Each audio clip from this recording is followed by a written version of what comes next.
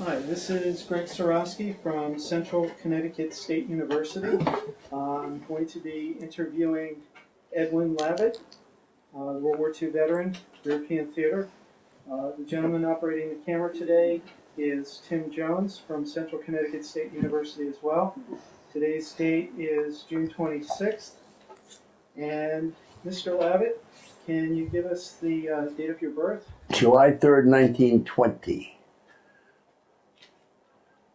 And war and branch of service. World War II, United States Air Force. Yeah, we were U.S. Air Force at that. Army? No, we were the United States Army Air Corps. Correct. United States Army Air Corps. And your rank at the time? I was discharged a captain. And you served in Europe? Yes. Stationed at? Shipton, England. And what type of work did you? I was a lead pilot in a B-24. And that was with the? 44th Bomb Group, 67th Squadron. And your dates of service were from? February of 43 through approximately November of 45. And were you drafted or did you enlist? Enlisted. And where were you living at the time that you? Here, Rockville, Connecticut. And why did you join? May seem like a strange question, but everybody has a different reason. Mine's very simple. I'm Jewish. And I had cousins who were, we got out of Europe and who told us what was happening when the Germans would come in. And also, I joined because it was the thing to do. We were all, and now it had nothing to do with my religion, but we were all, with the exception of Germans in Yorkville in New York, we were all very much in the East Coast in favor of going to war in Europe, of what we were doing in Europe. Very much in favor of it. People don't realize that. Did you pick the branch of service you went into? Yes. So you did pick the United States? Yes, my father was in the Naval Air Force for a time in World War I. And I knew a lot of guys that had washed out of the Air Corps who told me to go in, and I wanted to go in the Air Force. I picked it. Do you recall the first days after you had enlisted? Oh, sure. Fun or not fun? Well, in retrospect, there's a picture up there on the wall of a guy, Sam McMillan. We met the day we went into the service in Hartford in February, on probably one of the coldest days of the winter. You ask if we recall it? We were put on a train to Fort Devens, and we were told, do not bring clothes because they are going to issue you uniforms promptly. We went, McMillan and I went to Fort Devens, where we wound up on the train in a warehouse. We stood in that warehouse for what seemed like a day. It probably was a matter of hours, but not less than hours, and froze our ass off because they had sent the train to the departure warehouse, not to the incoming warehouse. On that night, in the snow, I saw people get 2 left shoes for their overshoes, clothes that didn't fit. Yes, it was a very memorable day. From there, we went to Nashville, Tennessee. Now, mind you, when we enlisted in the Air Force in Hartford, we took a physical. And we went through an interview. So of 100 guys that went through there, a substantial number didn't pass the physical. When you want me to stop, tell me. We then went to Nashville. We were in Nashville about a week. weather was terrible. We were quarantined for spinal meningitis. We took a series of physical and mental examinations. Among them were, you put a stylus in a little hole, and when the stylus touched anything, bells went off, and there's a sergeant telling you you're going to wash out, you're never going to get to see an airplane. You took identification where you had ordinary road maps and photographs of the ground, and you had to put them together. One of our guys got 25 out of 25. He went to bombardier school instantly. You took all kinds of eye examinations, psychological examinations. One of the guys with us was a European, and the psychiatrist said to him, because of his training, we're on the wrong side of the table. He said, I should be where you are, you should be where I am. And they sorted us out, and I would say, there's a guess, a third never got through Nashville. Then I put in for pilot training, but they sorted you out. You either went to pilot, navigator, or bombardier school. From there, we were all walking cases of pneumonia. I went from there to Montgomery, Alabama. Montgomery, Alabama was pre-flight. And I have some books around here that I studied. Principles of Flight, Morse Code. Now physical training is serious. I remember one day we were inspected by a British marshal, and they had all 8,000 of us on the field in a hot day, standing at attention. Guys are dropping like flies, and the ambulances are running around in the back picking them up. And I think we were 8 weeks in pre-flight. And from there, I went to Lafayette, Louisiana for primary flying school. I flew low-wing aircrafts, the PT-13 and the PT-15. And we had substantial physical calisthenics. We ran regularly. And schooling. And it was there we learned to fly. And I soloed in about 8 hours, I guess, 6 or 8 hours. And I flew after 40 hours, we had a military check. And I passed that. You worry all the time. You worry about washing out, because I would say that when we arrived, you got the impression every other bed was empty. It wasn't that bad, but I imagine at least a third of them never got through primary flying school. They were off to become mechanics somewhere or something. From there, we went to Greenville, Mississippi, where that photograph I show you, we flew BT-13s and BT-15s, the multi-vibrators. 450 horse engine, yeah, I think it was. Because I think that the AT-6 had a 650. In any event, single engine aircraft, open cockpit. And I never really got any feeling for the airplane. I saw a kid kill himself. I was with my instructor, and I suppose they let me out. They let me through because I saw him spin into the ground, and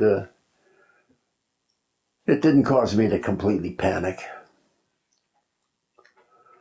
And then we went from there to Columbus, Mississippi. That's where he asked where we wanted to go. And I asked to go to bombers. My friend Mac asked to go to fighters. Yeah, he went to, yeah. I was going to ask if they let you make that choice. Well, you asked. Okay. And I asked specifically for the B-24. And then, so I went to twin engine flying school. My friend Mac went to single engine school. And unfortunately, you can't interview him because he's dead. But there's a hero. Any guy that was in front of a Japanese firing squad 3 times is a hero. But be that as it may. So then I went to twin at Columbus, Mississippi. And again, they hold over you that you may not be commissioned and you may not pass. When I flew 18-9s, known as the Curtis Robin, and AT-10s. I honestly think I was in the class of 43J, so all of this schooling is between February and November of 43. And I was commissioned. I think 2 guys didn't get commissioned. They were made warrant officers, and you worried about that. And we were sent from there. I was assigned to B-24s, and I went to Montgomery, Alabama. In Montgomery, I went through transition, and then I think it was at transition that I did something that I say with pride, but it was an act of total stupidity. Sandy McKenzie, who was an officer, and I, on New Year's, were in Montgomery. We got on a bus. The bus was empty, and a black soldier got on the bus. And when he got on the bus driver said to the black soldier, "Go to the rear of the bus." And I said, "No. He's good enough to die for the country. He's good enough to live in the country." And I said, "Soldier, sit in the front of the bus," which he did. And I think in retrospect and in Montgomery, they would have hanged me to the highest yardarm and nobody would have lifted a finger, even though we were at war. But that actually happened. So I went through B-24 transition, following which they made me an instructor in B-24s.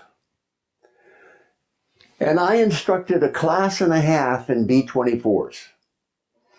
1 full class, and then was instructed, and I did things that you weren't supposed to do.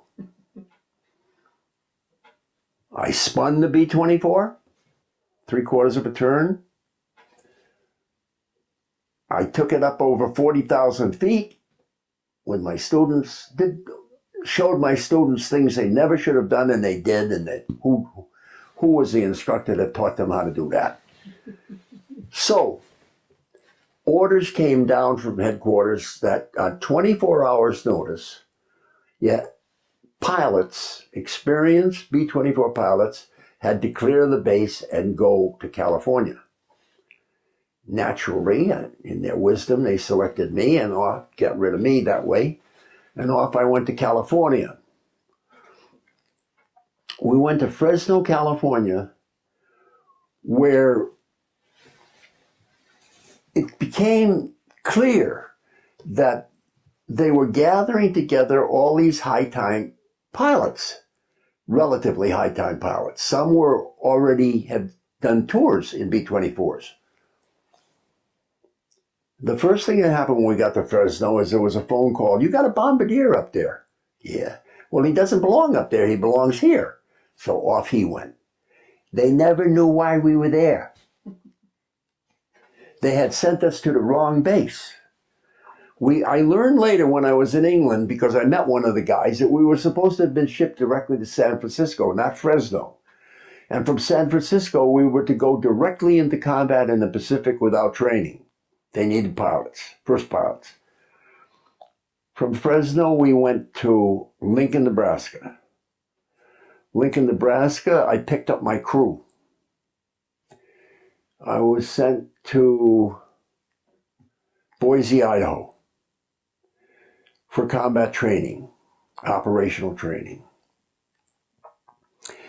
And we worked very, very hard. Hard enough so that when Bordeaux came home he was a tail gunner on leave for a death in his family, they took my tail gunner and placed him on that ship. I tried to save my tail gunner, couldn't. And Bordeaux came aboard, and Bordeaux was the guy that painted that jacket. When he came back, he became my tail gunner. And the only thing of distinction, and you sound like you're sounding your own horn, but I'm stating facts. We received the award, I received the award as the best airplane commander in the class. And Killer Kane I was supposed to get a promotion right with that award. I did not. I got the award, and I got a watch, I guess, and all the crew got wallets. And parenthetically, my navigator's parents, my navigator, who, as I told you, was at this point about 18 years old, his father was a professor at Michigan State, and he came out, following which they wrote my mother a letter. They were delighted that Elmer's pilot was an old man. I was then 23 years old, 24. Now, had you already gone to college at this point? I graduated college in 1941. Okay. My birthday's in July. I was still 20 when I graduated college. So we got the award. And parenthetically, when they came to visit Elmer, when I said to Tim before how you lost your time in the service, Elmer was going out with a girl who was about 17 or 18 at the time, and it was his girlfriend, and they brought her with them to Idaho. And we saw Elmer with this girl. And my co-pilot and I said, she's too old for him. She's too mature. But when we came back from England, she was no longer too mature. She was now too young. And, that's what the war does. So, in any event, we then, following Boise, we, parenthetically, incidentally, in Lincoln, Nebraska, we went through a high altitude chamber where they show you what happens if you're careless. At 18,000 feet without oxygen, you will pass out. Now, the problem with passing out without oxygen is you think you're in good shape. You think you're in good shape. And they show you that in the chamber. They say to this guy, he's writing numbers down. You feel good? Yeah, I feel fine. In the meantime, everything's becoming a scrawl. It's just before he passes out from lack of oxygen. But you get this euphoric feeling, and they warn you so that when you're flying altitude, I would always look at my thumbnails to see if they were turning blue, and I had oxygen checks on the plane. From Boise, we came home for a week, I guess. Think about the hell your parents go through. Really. Come home for about a week. I remember when I left, my father embraced me. He never had done that in my life. And we left, and we went to Camp Kilmer, where we were on a boat. And all the officers were made different officers, and I was made the supply officer. I shouldn't confess this at all. And we were responsible. Guys were taking sheets and mattresses with them and whatever out of Kilmer. That wasn't my responsibility. But on the boat, when we got out to sea, I said to my navigator, "Are we 12 miles out yet?" And Elmer said, "Yes." I threw all the records overseas, right through to Porto. We're done. We're going to combat. We're done. And that was an interesting trip on that boat. We heard alarms. Theoretically, there were submarines in the area. Were you part of a larger group? There were 7,000 people on that boat, the U.S. Transport Brazil, that in civilian life carried 700.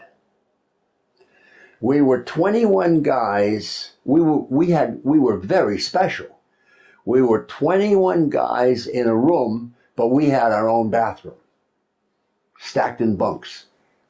In the ballroom, I think I do not exaggerate when I tell you that the enlisted men were in bunks 7 high. And the ship's doctor, who was a horse's ass, he was mostly, he couldn't understand why the air people were concerned about catching cold. He was trying to discover a pill that would take care of seasickness. But naturally, when you fly, you don't want a cold. After about 7 days, we arrived at Liverpool. And I remembered, I still in my mind's eye, I remember soldiers and everybody throwing oranges and stuff over to the people who were at dockside when we landed. From Liverpool, we were sent, and I have no memory of what, it must have been by air. From Liverpool, we went to a place called Clonto in Ireland, on Lough Neagh, which is Northern Ireland. There, the 4 officers, pilot, co-pilot, bombardier, navigator, and the radio operator went to one school. All the enlisted men went to another. Now, life became very different. When you went down to aircraft recognition, for example, I still remember this. The guy walked in. They showed some flash pictures of German planes, but he said, any plane that turns its nose into you is an enemy. Class is over. Well, identify it because it could be a P-51 that the Germans are flying. That's an enemy. But we did do that. We got final instructions about what it was like because now we are flying out of England. And then we went, after that week, they refresh your memory about, I think they did a Morse code and a kind of a refresher course. I went into Belfast. And my memory of Belfast is that the trolley cars didn't stop at the corners. They slowed down at what should be stops, but they're saving power. And I remember the little Irish ladies running and leaping in the air and grabbing the handles of these trams, and off they went. The Irish are people all by themselves. It was great, and it rained every day, which is why it's the Emerald Isle. We went to England, and we went to Shipton. Well, I had an engineer named McTaggart. And McTaggart arrived 1 minute late in this country on one of our cross countries when everybody was on. And I said, you're late. And he said, that wasn't that bad, and you don't tell me that. I dressed him down a bit. So when we got to England, and I went to the flight line, and I met a guy, Sergeant Hester. And remember, the Master Sergeant runs the squadron. Forget the majors and the colonels. The Master Sergeant runs the squadron. And Hester said to me, in England, we don't have any ball turrets. Are you familiar with B-24? And you've seen that ball turret? And they have them on 17s. We didn't have them. It was a lot of weight. They didn't do anything. So your ball turret gunner, I said, what happens to him? He says, they send him to Italy or somewhere. And I said, do I have anything to say about it? He says, yeah. I said, take McTaggart. Now think about this decision. Here's a guy that's gone all through training with me. He's my engineer. I said, take McTaggart. Because he had been in a fight with the other guys. My co-pilot didn't tell me why. And I made Hill my engineer. One of the smartest decisions I ever made in my life. God was smiling on me that day. And then, with our 11th mission, we were made lead pilots. I was put in for my captain. I was put in to be a captain 30 days after I got my lieutenancy, my first lieutenancy. I guess a couple months later. And we flew as lead pilot from the 11th to the 29th mission. One I had to abort because I lost an engine. And the rest is history. I mean, after knowing I was in the sky, they surrendered. Well, while you were in England, did you have the opportunity to communicate with family back home, or was that limited? No, you wrote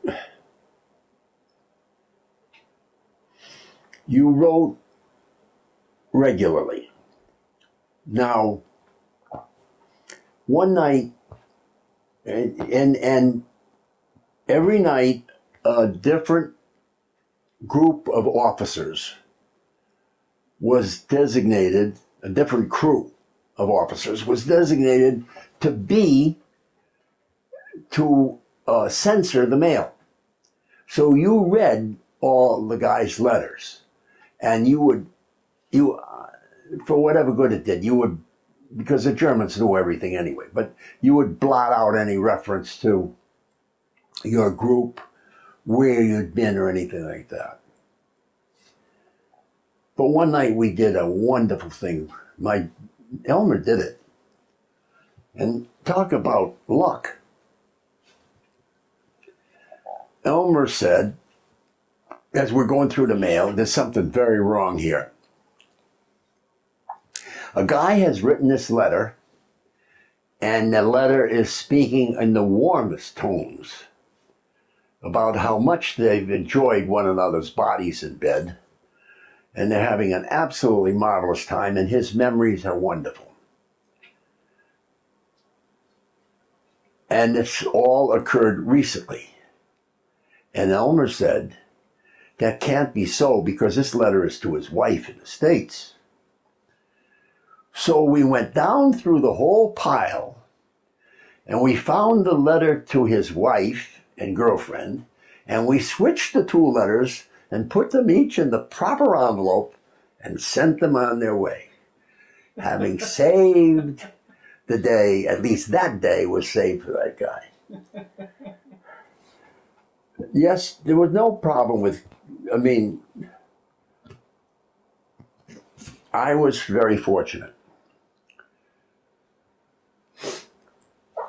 My father was playing pinochle in Hartford, and there was a fellow playing pinochle, an Englishman playing pinochle. My father said to this guy, my son is in England, flying. And he's with the 44th Bomb Group. Now, they could know that. They could know you're with the 44th Bomb Group. And they knew it was the 67th Squadron.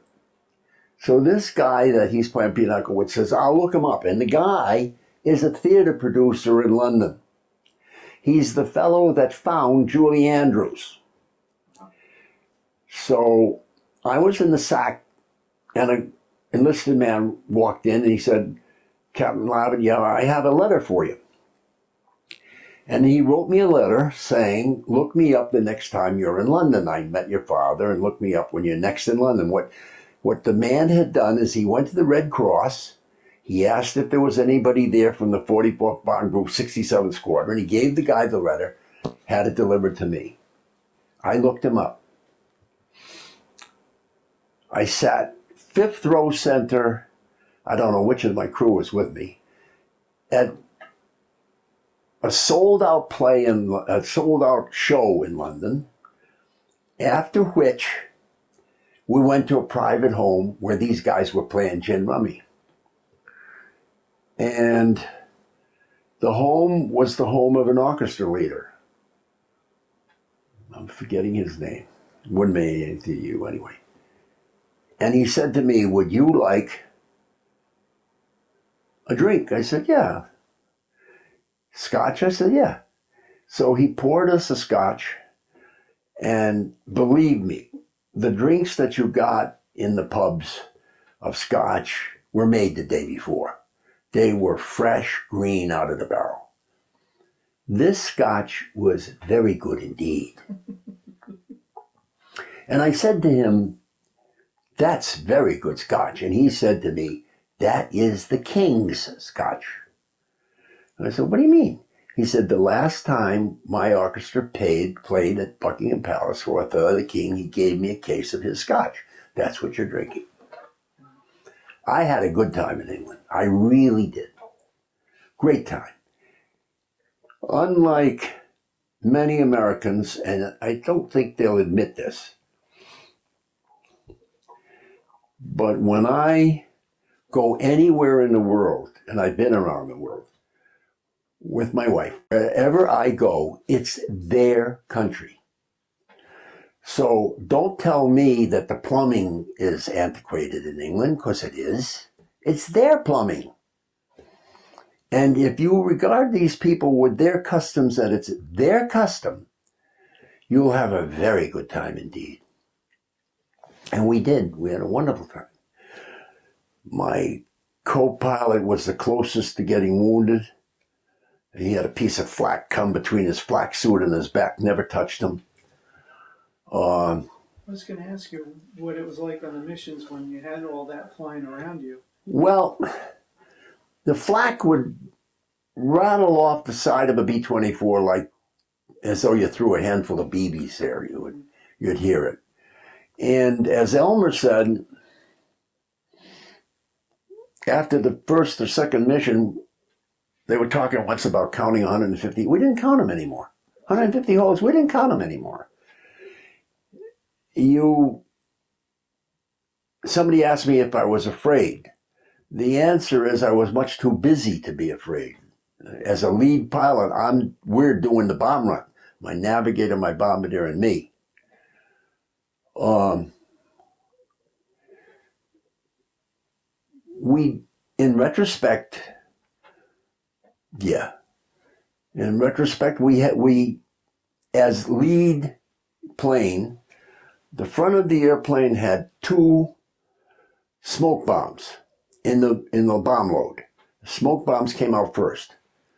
The reason you had smoke bombs is that we had a deal called RBR, radio bomb release. My bombardier crosshaired on the target. When our bombs went out, all the bombs in our group went out by radio bomb release instantly on my drop. However, they've got a bombardier sitting there in the nose. If his bombs don't go out immediately, he sees my smoke and he releases that. We did have a flak hit in one of those smoke bombs once, so that the guys in the waist were surrounded by smoke and could see nothing. And we did have a flak hit once that tore out an oxygen line to one of the waist gunners. And he passed out. And I had regular oxygen checks. And the other waist gunner put him on the oxygen. And Hill did something once for which he never got rewarded. We got shot up, and they shot out, I don't know how much of the hydraulic tank, but the brakes are hydraulic, the flaps are hydraulic on a B-24. I had no brakes and I had no flaps. And I had nothing to put down the gear.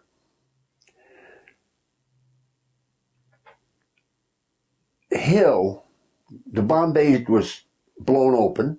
It was open, so it's wide open. And in a B-24 in the center underneath there's a catwalk about this wide. And there's fluid all over it.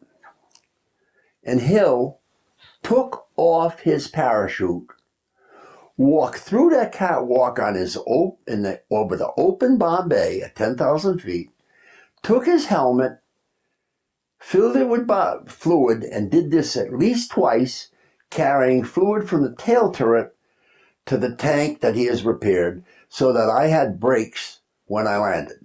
Wow. The flaps you push down by hand, and the gear we kicked out manually, and that's what he did. Other than that, we flew a lot of milk runs, no flak, no fighters. Others, we saw lots and lots of fighters, and lots of burning airplanes. And you usually had cover fighters flying with you. Usually. Not all the time. I would say they were in the area. Right. And the P-51 was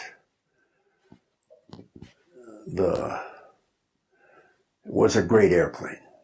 Now, on one occasion, when we were jumped by Me-262s, that's the German jets, it was up near the Kiel Canal. I poked my co-pilot after we were there, and they were whipping us through, and they moved. I mean, nobody put a gun on them. I said to Court, Court, according to of course this is all over the radio, I said, Court, according to our intelligence, those guys have been out of gas for the past 15 minutes, but they don't know it. Because they told us that they couldn't stay up very long. The hell, they couldn't stay up very long. They stayed up long enough to come through the formation a couple of times. Anyway. And the thing about the reason that we won the war was a war of attrition.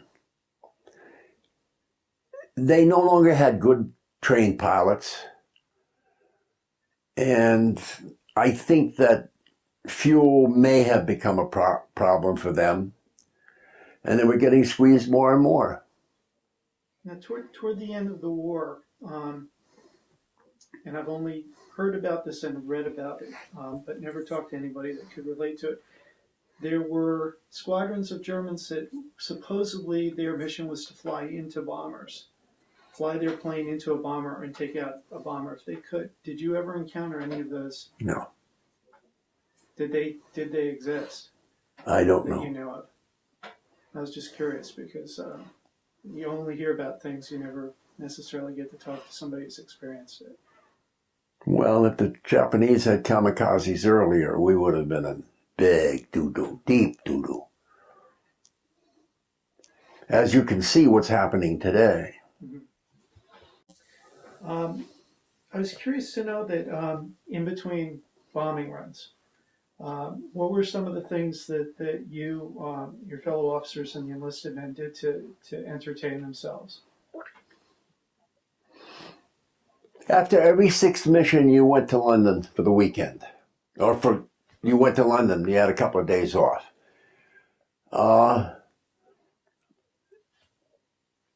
I can speak for myself. When I wasn't on the list to fly the next day, a mission, I would, a lot of times just as an officer, you were free to go off a base. I would go to town, to Norwich, which was 18 miles away, and I would see repertory theater. I saw more theater in England than I ever saw anywhere. I saw repertory theater in London when I went to London. Guys would chase girls. They would go to the local pub. I frowned on any member of my crew drinking when we were going to fly a mission the next day, which was a wise thing to do.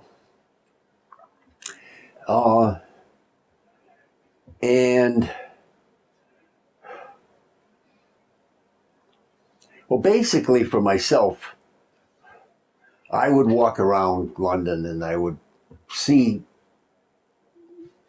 how people were living. I would look at the architecture. St. Paul's was all sandbagged in the various places, but that's what I did. Noticeable remnants of the air war over London?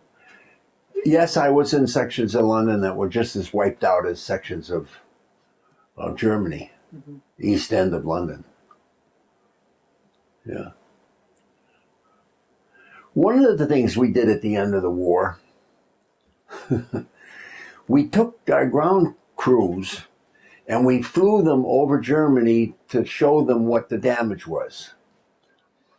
And because they, of course, never saw it. And we would fly over some of the bombed out cities and so forth.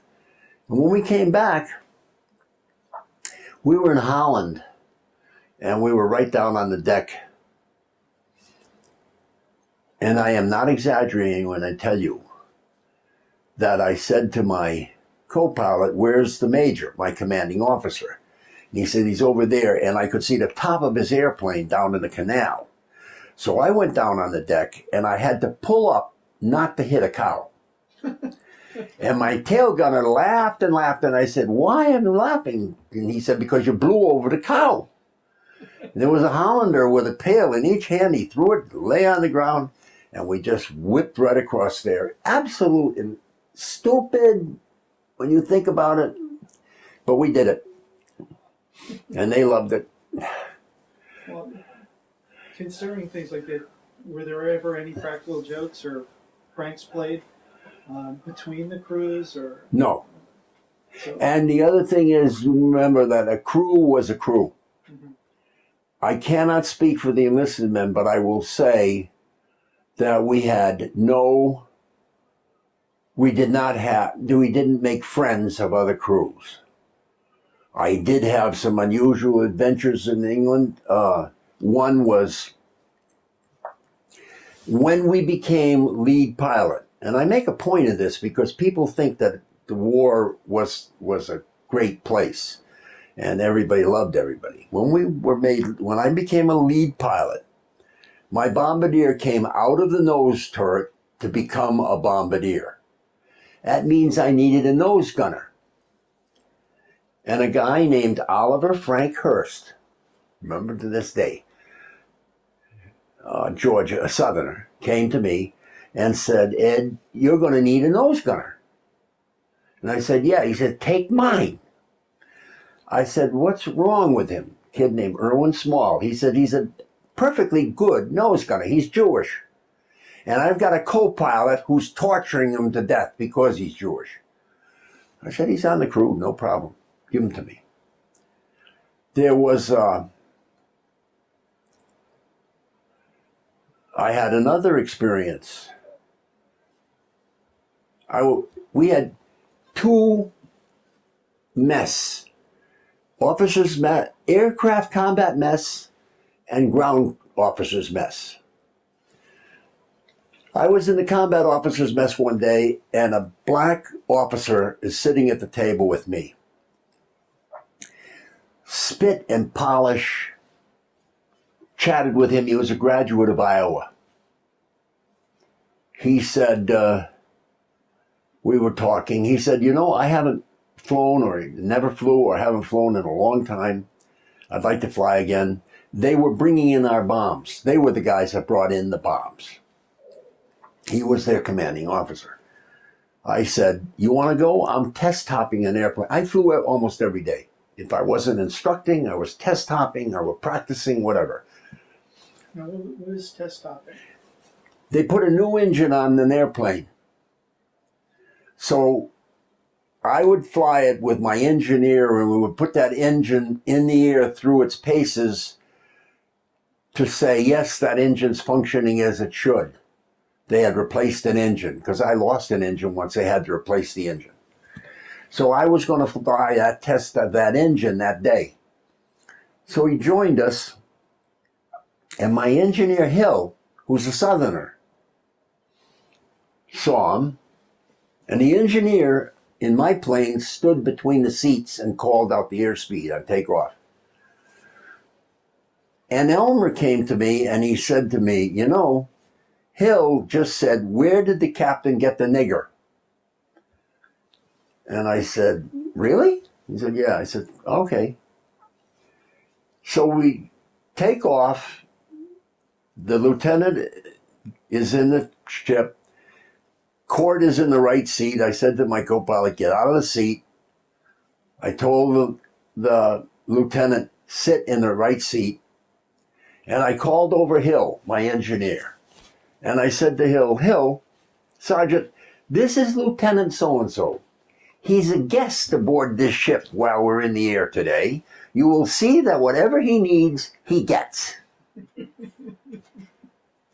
And I think it's the only time that Hill, in his whole life, living as he did in segregated Baltimore, got to talk to a person of color on a basis where they weren't here and here, that they were here. And this guy was a very well-educated young man. In any event, it all worked out just fine.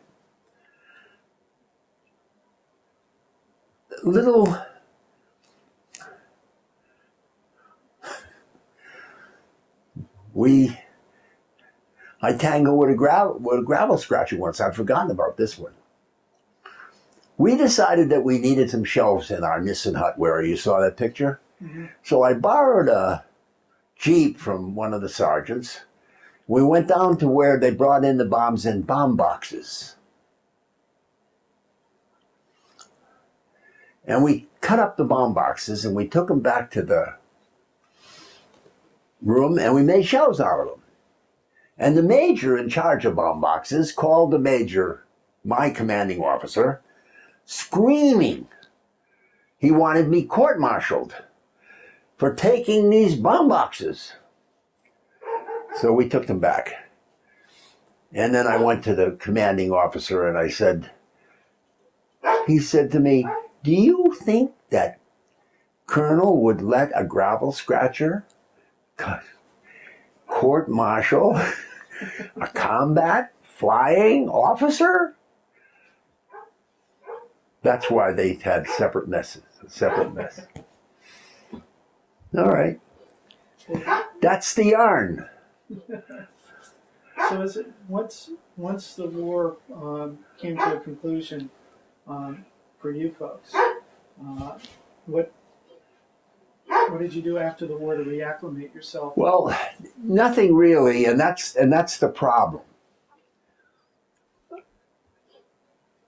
I really, in retrospect, have said that I made a lot of erroneous judgments when I came home. And without question, those judgments were the result of I was undoubtedly more affected by the war than I thought. And B, everybody indulged my stupidity. Truth of the matter is, if I had never gone to war, we were farmers. Mm-hmm. If I had never gone to war, my father would never have put up with the nonsense that I could create, that he did. And I would say that it's lasted me all my 89 years, that stupidity. But so what did you do when you came back to the States? I was farming, and then what happened was I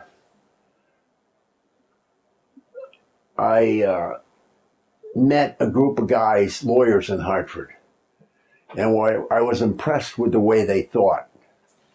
And I think we had a bad farming year, so I decided I went to law school 4 years, 4 nights a week. I passed the bar before I graduated law school, and my wife and I were married, and we've been married 56 years. Congratulations. And and I had a small general practice here. And had I not come home for lunch every day for 50 years, I would have been a multimillionaire lawyer like the rest of them instead of having had a very good life. Sounds like a good trade-off. Well, I walked out of the office at 62, and from a financial point of view, it was absolutely the wrong time. But from the point of view of being a person, and I still work. I'm a magistrate in the courts of the state of Connecticut, and I work 4 days a month. That magistrate is a half-assed judge.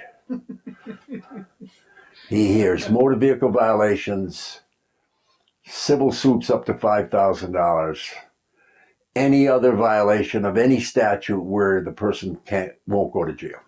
So I do that 4 days a month. Well, before we close, you had shown us the commendation, the medals that you've got. Yeah.